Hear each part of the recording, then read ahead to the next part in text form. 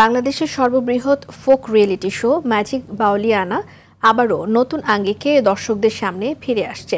সকালে রাজধানীর একটি হোটেলে আয়োজিত সংবাদ সম্মেলনে স্কয়ার টয়লেট্রিজ লিমিটেডের পৃষ্ঠপোষকতায় এবং সান ফাউন্ডেশন এর উদ্যোগে এই প্রতিযোগিতার পঞ্চম আসরের আনুষ্ঠানিক ঘোষণা করা হয়।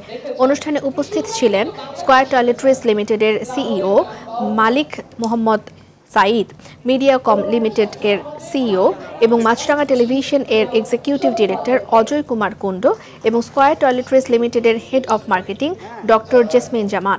আয়োজকরা জানান, ম্যাজিক বাউলিয়ানা বাংলার লোকসঙ্গীতের ঐতিহ্য সংরক্ষণ, সম্প্রসারণ এবং নতুন প্রজন্মের কাছে এই সাংস্কৃতিক ধারা পৌঁছে দেওয়ার একটি গুরুত্বপূর্ণ মাধ্যম।